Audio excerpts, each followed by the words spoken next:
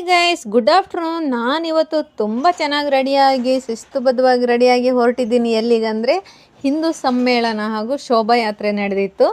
ನಾನು ತುಂಬ ಬೇಗ ಹೋಗ್ಬೇಕಂತ ಅಂದ್ಕೊಂಡೆ, ಆದರೆ ಆಗಿಲ್ಲ. ಕಸ್ಟಮರ್ಸ್ ಎಲ್ಲ ಇದ್ದರು. ನನ್ನ ಶಾಪ್ ಮುಂದೆನೇ ನಾನು ಅವ್ರ ಜೊತೆಗೆ ಜಾಯ್ನ್ ಆದೆ. ಹಾಗೆ ಈ ಆಟೋದವ್ರು ನೋಡಿ ಒಂದು ವಾರದಿಂದ ಅನೌನ್ಸ್ಮೆಂಟ್ ಮಾಡ್ತಾಯಿದ್ರು. ಅವ್ರಿಗೊಂದು ಹಾಯ್ ಹೇಳಿದೆ. ಹಾಗೆ ಆಟೋದಲ್ಲಿ ಹಿಂದೆ ಕುಂತ ಅಂಕಲ್ ಕೂಡ ಅವ್ರಿಗೆ ಒಂದು ಹಾಯ್ ಹೇಳಿದೆ. ಅವರಿಗೆ ತುಂಬ ಖುಷಿ ಆಯಿತು ನಾನು ಬಂದು ಜಾಯ್ನ್ ಆಗಿದ್ದು. ನೋಡಿ, ಇವರೇ ಒಂದು ವಾರದಿಂದ ಕಷ್ಟಪಟ್ಟಿದ್ದಾರೆ ಈ ಸಭೆಗೆ. ನೋಡಿ, ಎಲ್ಲರದ್ದು ಕೂಡ ಪಾತ್ರ ಇದೆ ಇದರಲ್ಲಿ. ಹಾಗೆ ಹಿಂದಕ್ಕೆ ಹೋಗಿ ಲೇಡೀಸ್ ಇದ್ದಾರೆ ಜಾಯ್ನ್ ಆಗಿ ಅಂದರೆ ಇವರು. ಹಾಗೆ ಸೀದಾ ಹಿಂದೆ ಹೋದರೆ ತುಂಬ ಜನ ಲೇಡೀಸ್ ಬಂದಿದ್ದರು.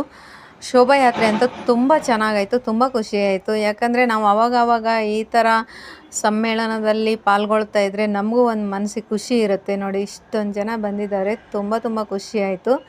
ನಾನು ಪೂರ್ತಿ ಎಲ್ಲ ಮುಗಿಯೋ ತನಕ ಇರೋಕ್ಕೂ ಆಗಿಲ್ಲ, ಬೇಗ ಬಂದುಬಿಟ್ಟೆ. ಯಾಕಂದರೆ ಕಸ್ಟಮರ್ಸು ಕಾಲ್ ಮೇಲೆ ಕಾಲ್ ಬರ್ತಾ ಇತ್ತು.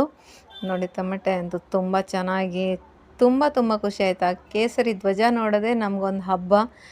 ಹಾಗೆ ಎಲ್ಲ ನೋಡಿ, ಎಲ್ಲ ಬಂದ ಎಲ್ಲ ಅತಿಥಿಗೂ ನಾನು ಥ್ಯಾಂಕ್ ಯು ಹೇಳೋಕ್ಕೆ ಇಷ್ಟಪಡ್ತಾ ಇದ್ದೀನಿ. ಹೀಗೆ ಎಲ್ಲ ಕಾರ್ಯಕ್ರಮಗಳಲ್ಲೂ ಜಾಯ್ನ್ ಆಗಿ ಅಂತ ಹೇಳೋಕ್ಕೆ ಇಷ್ಟಪಡ್ತಾ ಇದ್ದೀನಿ.